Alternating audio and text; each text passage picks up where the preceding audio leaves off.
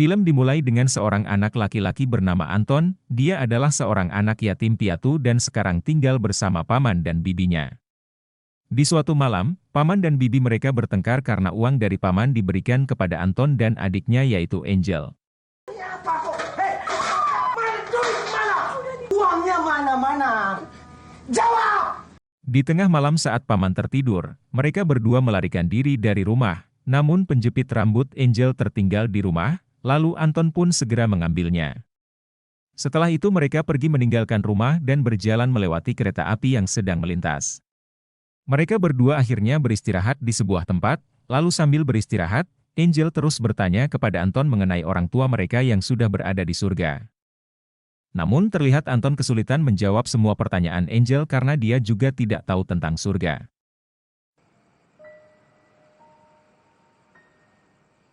Berarti ibu sama bapak ada di atas sana ya? Lalu mereka melanjutkan pelariannya menaiki sebuah kereta dan telah tiba di sebuah perkotaan. Angel yang merasa lapar lalu meminta kepada Anton untuk membeli makanan di pinggir jalan. Namun saat mereka berdua sedang makan, tiba-tiba Satpol PP mengadakan razia yang membuat para pedagang dan anak-anak jalanan di sana kabur melarikan diri dari kejaran Satpol PP. Mereka berdua terus berlari menghindari Satpol PP yang akan menangkap mereka dan anak-anak yang lainnya.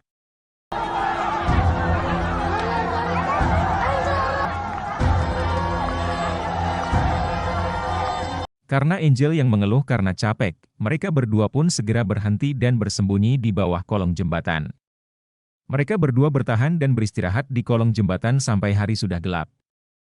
Lalu datang seorang bapak-bapak berambut panjang bernama Om Rudi yang menawari mereka untuk makan dan menginap di rumahnya karena ia merasa tidak tega melihat anak-anak terlantar di jalanan tanpa orang tua.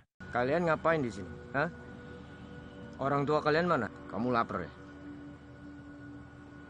Makan di rumah. Namun, Anton sang kakak menolak tawaran bapak tersebut dengan baik-baik karena ia khawatir dan tidak bisa mempercayai orang asing yang dapat mencelakai adiknya yaitu Angel. Lalu, bapak-bapak tersebut pun pergi dan meninggalkan Anton dan Angel di sana sendirian. Setelah itu ternyata hujan mengguyur tempat tersebut yang membuat Anton dan Angel merasa takut dan kedinginan karena hujan turun cukup lebat. Om Rudi tersebut pun kembali dan menawari bantuan untuk yang kedua kalinya, lalu Anton pun dengan terpaksa mau menerima tawaran dari bapak-bapak tersebut untuk menginap di rumahnya. Setelah mereka tinggal di tempat Om Rudi, Angel menulis surat untuk Tuhan tentang kerinduannya terhadap orang tua mereka yang telah tiada. Tuhan, aku rindu sama bapak dan... Ternyata mereka berdua disuruh mengamen oleh Om Rudi karena mereka harus mendapatkan uang untuk bisa makan di tempat tersebut.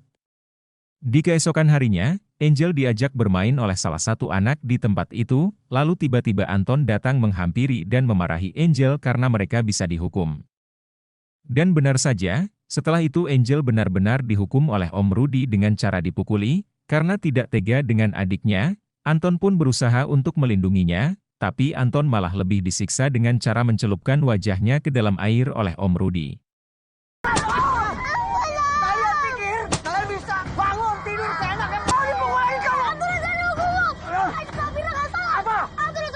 Setelah hujan-hujanan saat sedang mengamen, Angel pun jatuh sakit. Saat sedang di luar, mereka berkenalan dengan seorang anak yang sedang sakit dan duduk di kursi roda. Saat sedang di tempat Om Rudi, ternyata salah satu anak di sana telah mendapat orang tua asuh, dan Angel pun memberikan penjepit rambutnya untuk anak tersebut sebagai kenang-kenangan darinya. Keesokan harinya saat sedang mengamen, Angel tiba-tiba ditabrak oleh seorang wanita yang mengendarai mobil dengan cepat.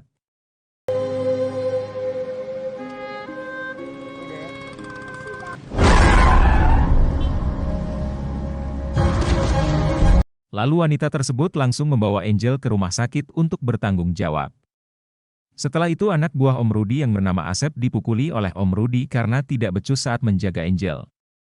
Lalu teman mereka yang bernama Ningsih berusaha untuk menyemangati Anton yang sedang bersedih di tempat Om Rudi. Keesokan harinya Om Rudi bilang Anton telah mendapat orang tua angkat dan ia dengan terpaksa pergi meninggalkan Angel yang sedang terbaring di rumah sakit dan ia meminta Angel untuk menyusulnya jika sudah sembuh.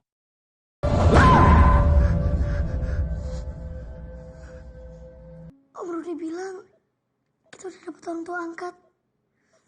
15 tahun di masa depan, Angel sudah dewasa dan hidup bersama wanita yang pernah menabraknya. Ternyata wanita tersebut mengadopsi Angel bersama suaminya dan sekarang mereka semua tinggal di Australia. Angel berprofesi sebagai pengacara yang hebat di Australia. Suatu hari Angel didatangi seorang laki-laki bernama Martin untuk mengembalikan buku Angel yang tertinggal di kapal feri pagi tadi. Ia bisa tahu alamat Angel karena tertulis di buku tersebut.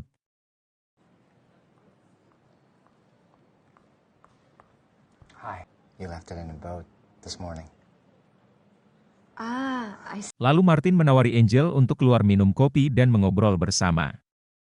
Mereka berdua saling mengobrol tentang pekerjaannya masing-masing. Dari Angel yang suka jadi pengacara karena ia suka membantu orang yang lemah dan tertindas, dan Martin yang seorang spesialis jantung karena ia dari kecil mempunyai penyakit kelainan jantung. Ia berusaha memberikan kesempatan hidup untuk orang-orang yang kurang beruntung seperti dirinya saat ini. Sekarang, aku sangat menghargai apa artinya hidup, sekecil apa, supaya aku bisa memberikan kesempatan hidup untuk orang-orang yang memiliki masalah seperti aku. Keesokan harinya saat Martin sedang menghibur pasiennya yang seorang anak kecil, tiba-tiba Angel datang dan mengajak Martin mengobrol di taman membicarakan pasiennya yang sangat hebat dalam menghadapi penyakitnya yaitu kelainan jantung, dan sekarang ia sedang menunggu donor jantung dari orang lain. This is a story about a boy who is afraid of flying. Kondisinya sekarang lagi kritis. Suatu hari Angel didatangi kliennya yang merupakan wanita korban KDRT yang meminta bantuan kepada Angel untuk menjadi pengacaranya di pengadilan. Karena peristiwa itu, Angel pun teringat dengan masa lalunya bersama kakaknya yaitu Anton yang menjadi korban kekerasan dari pamannya dan juga Om Rudy. Lalu, saat sedang di tempat kerjanya, Angel langsung dilamar oleh Martin di tempat itu. Angel pun terlihat kaget dan juga bahagia, lantas ia pun menerima lamaran dari Martin.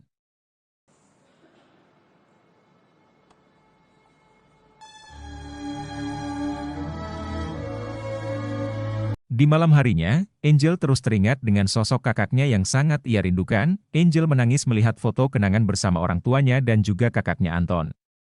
Ia juga teringat dengan pesan yang ia tulis di kertas untuk Tuhan tentang kerinduannya kepada orang tua Angel yang telah tiada. Lalu, ia menceritakan rencananya untuk menemukan kakaknya kepada temannya. Ia mengaku selama ini dia tidak pernah tenang memikirkan kondisi kakaknya saat ini. Keluarga kamu tahu rencana? Aku mimpi kakakku every single night. Setelah itu Angel diantar oleh Martin menuju bandara untuk berangkat ke Indonesia, dan Martin juga mengaku kalau ia akan selalu mendukung semua keputusan yang dibuat oleh Angel. Setelah Angel tiba di Indonesia, ia didatangi oleh pengamen anak-anak yang membuatnya kembali teringat dengan masa lalunya yang juga mengalami nasib yang sama dengan mereka.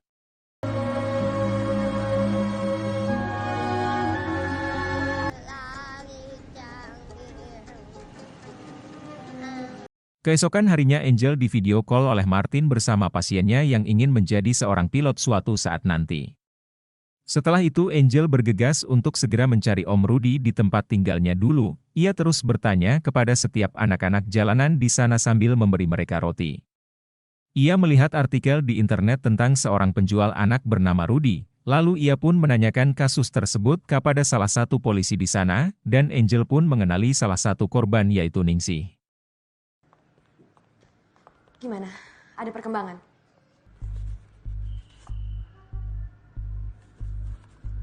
Angel segera menemui Ningsih di tempat karaoke dan mengajaknya mengobrol dan menanyakan keberadaan kakaknya yaitu Anton. Namun Ningsih terlihat enggan membahas masalah tersebut karena ia berusaha untuk melupakan masa lalunya yang kelam.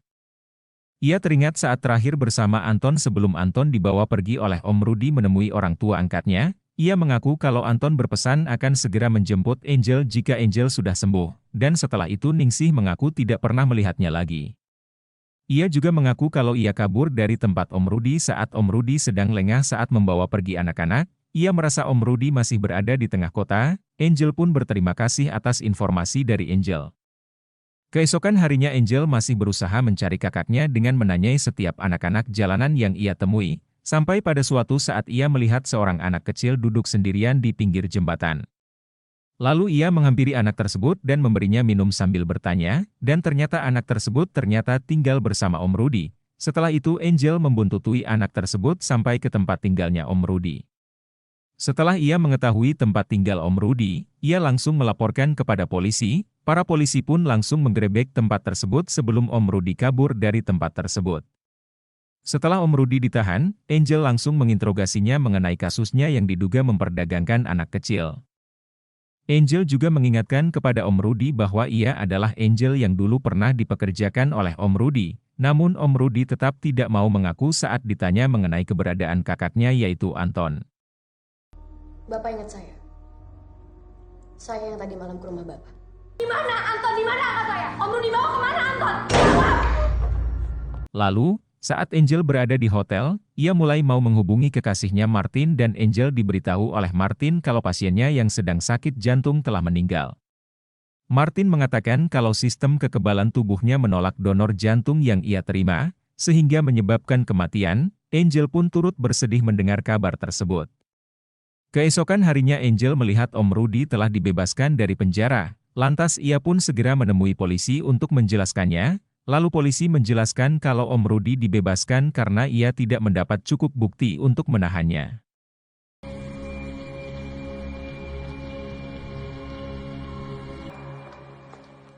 Kenapa dia dilepas? Anak-anak itu? Apa mereka bukan bukti? Ia juga mengatakan kalau anak-anak yang dipekerjakan oleh Om Rudy tidak mendapat paksaan sama sekali dan mereka bekerja secara sukarela. Mendengar kabar tersebut, Angel pun marah dan segera pergi meninggalkan polisi tersebut. Angel didatangi oleh asistennya dan menjelaskan kalau Angel masih bisa menuntut Om Rudy dengan cara lain. Ia mengatakan kalau Angel harus mendapatkan bukti yang cukup kuat untuk bisa memenangkan tuntutan saat di pengadilan nanti. Lalu, Angel segera menemui Ningsih di kosnya dan ia menjelaskan kalau Ningsih harus menjadi saksi untuk memenangkan tuntutan saat sidang bersama Om Rudy di pengadilan. Namun Ningsih menolak untuk membantunya dan ia tidak sengaja mengatakan kalau Anton telah tiada.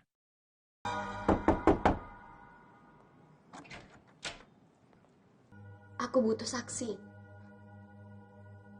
Anton itu udah gak ada, jadi biarkan dia pergi dan jalanin hidup kamu sendiri. Mendengar hal tersebut, Angel pun kaget dan langsung bertanya mengenai maksud Ningsih. Saat Angel akan diusir dari kos Ningsih, tiba-tiba anak buah Om Rudy dahulu yaitu Asep berada di depan pintu. Ningsih menjelaskan jika Asep dulu telah menolongnya untuk bisa kabur dari tempat Om Rudy. Lalu Angel menawari Asep untuk menjadi saksi di pengadilan nanti. Angel menjelaskan kalau Asep akan segera ditangkap karena kasus ini sedang diusut oleh polisi dan lebih baik Asep segera mengaku dan hukumannya akan diringankan. Dan Bang Asep yang nolongin aku kabur. Kasus ini sedang diusut oleh polisi. Ia pun segera memberikan kartu namanya kepada Asep untuk menghubunginya. Saat Angel akan pergi, Ningsih menghampirinya dan mengatakan kalau ia sedang hamil anak Asep dan meminta Angel untuk tidak melaporkan Asep. Asep akhirnya mau mendatangi tempat Angel dan memberikan HP lamanya yang berisi foto-foto Om Rudy kepada Angel untuk menjadi barang bukti. Lalu Angel mengaku kalau Ningsih mengatakan bahwa Asep adalah orang yang terakhir bersama Anton. Oleh karena itu Angel langsung bertanya mengenai keberadaan Anton kepada Asep. Ningsih pernah cerita. Anton ada di mana, Bang? Awalnya Asep terus menghindar dan ingin segera pulang. Namun karena ia didesak oleh Angel, Asep pun akhirnya mau menceritakan kalau dulu ia mengantarkan Anton ke sebuah gedung tua.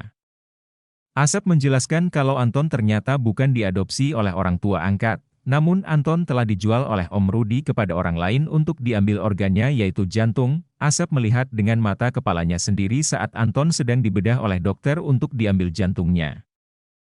Itu tempat apa, Bang?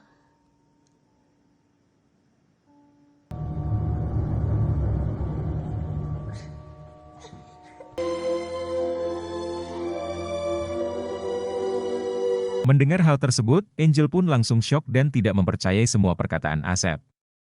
Keesokan harinya, polisi mendatangi TKP di gedung tua tempat Anton diambil jantungnya. Di sana polisi melihat banyak kuburan dari banyak anak-anak korban perdagangan organ. Angel melihat penjepit rambut yang dulu ia pernah berikan kepada temannya saat berada di tempat Om Rudy.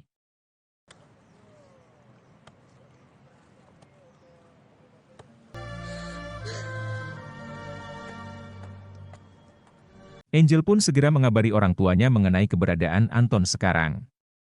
Pada saat hari persidangan, Asep mengatakan semua kepada hakim. Ia mengaku kalau anak-anak yang dipekerjaan oleh Om Rudi banyak mendapat siksaan saat mereka melakukan kesalahan.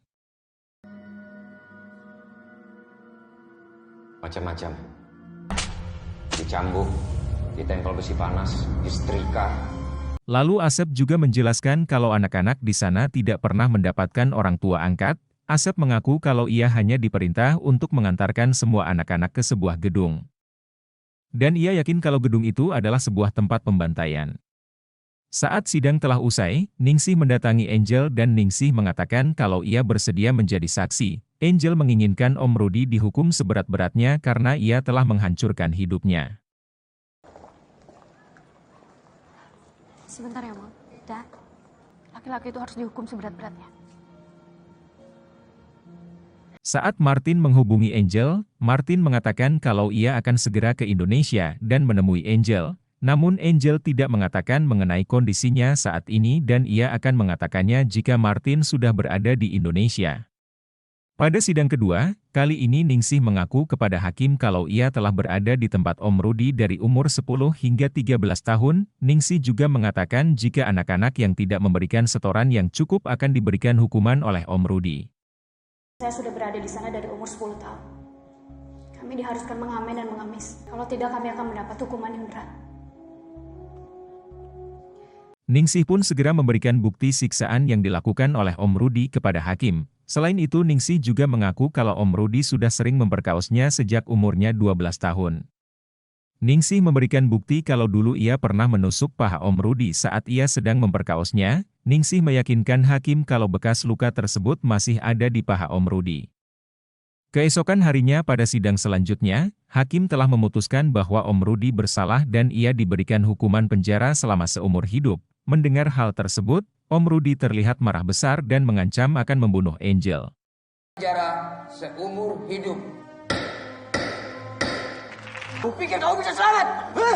Lihat tadi. Saat Asep akan dibawa oleh polisi, ia mengatakan kepada Angel untuk menjaga Ningsih, lalu Ningsih pun terlihat sedih karena ia akan segera ditinggal oleh ayah dari bayi yang sedang dikandungnya. Pada saat di kantor polisi, Angel diberitahu kalau Anton adalah orang termuda yang menjadi korban penjualan organ oleh Om Rudi. Selain itu, Angel juga diberitahu daftar nama orang-orang yang pernah berhubungan dengan Om Rudi. Namun polisi juga masih berada di tahap investigasi. Yang paling muda di tengah raya adalah Anton. Setelah itu nggak ada lagi. Alaminya lagi. Saat Angel melihat daftar nama orang-orang yang pernah berhubungan dengan Om Rudi, ia pun segera memfoto alamatnya dan akan segera mendatanginya. Saat berada di rumah orang tersebut, mereka mengaku kalau ia tidak sengaja terlibat atas kasus yang menimpa Angel. Mereka menjelaskan kalau dulu saat berada di rumah sakit, ada seseorang yang menghampiri mereka dan memberinya tawaran donor jantung. Kami mohon maaf dengan kejadian yang menimpa kakak saudara. Ada seseorang di rumah sakit yang menawarkan bantuannya. Ternyata kedua orang ini memiliki anak yang menderita penyakit jantung, dan pada saat itu anak mereka sedang sekarat sehingga mereka tidak punya pilihan lain selain menerima tawaran donor jantung dari seseorang. Mereka berdua juga mengaku tidak pernah menyangka kalau jantung tersebut berasal dari penjualan anak. Kami, ada seseorang di rumah sakit yang menawarkan bantuannya. Apapun demi anak kami yang sedang sekarat. Saat Angel izin untuk pergi ke toilet di rumah tersebut, ia secara tidak sengaja melihat foto kekasihnya yaitu Martin dipajang di rumah tersebut bersama kedua orang tuanya. Saat Angel melihat foto yang menampilkan mereka bertiga, ia teringat bahwa dulu ia pernah bertemu dengan anak yang sedang sakit dan duduk di kursi roda. Angel menyadari kalau anak yang sakit dan duduk di kursi roda tersebut adalah Martin yang menjadi kekasihnya sekarang. Melihat hal tersebut, orang tua Martin pun meminta maaf dan menjelaskan kepada Angel kalau Martin tidak tahu apa-apa mengenai hal ini. Jantung kakak saya. Iya, maafin dia anak Angel. Dia nggak bersalah. Dia nggak tahu. Angel berkali-kali dihubungi oleh Martin namun Angel tidak pernah menjawabnya karena ia masih sangat bersedih mengetahui hal yang sangat di luar dugaannya.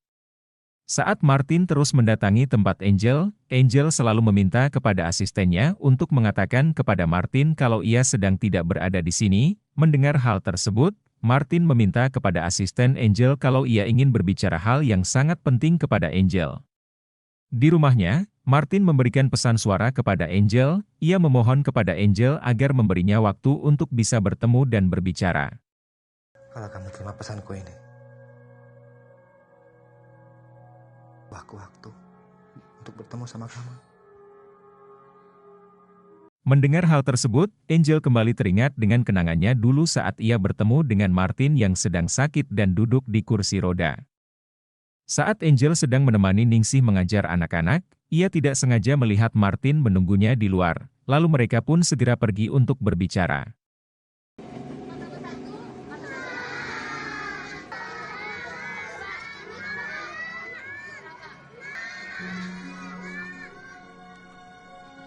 Martin mengaku kalau ia tidak tega melihat Angel yang terus-menerus bersedih atas kematian kakaknya. Martin menjelaskan kepada Angel kalau Anton pasti ingin Angel bahagia dan tidak terus bersedih seperti ini. Martin juga bersedia mengembalikan jantungnya kepada Angel jika itu bisa membuat Angel kembali merasa bahagia. Apapun yang harus aku lakukan untuk menghapus dosaku. Bahkan jika kamu mau jantung ini kembali. Mendengar hal tersebut, Angel tidak akan melakukannya dan mengatakan kalau Martin adalah orang yang baik dan itu bukan kesalahannya. Martin pun meminta maaf dan memeluk Angel. Film diakhiri dengan Angel yang sedang menemui Anton di makamnya dan menaburi bunga di atas makamnya. Takut. Kakak nggak akan pernah ninggalin Angel. Angel nggak usah. Jangan lupa buat tekan tombol subscribe dan like video ini jika kalian suka. Terima kasih sudah menonton dan sampai jumpa di video selanjutnya.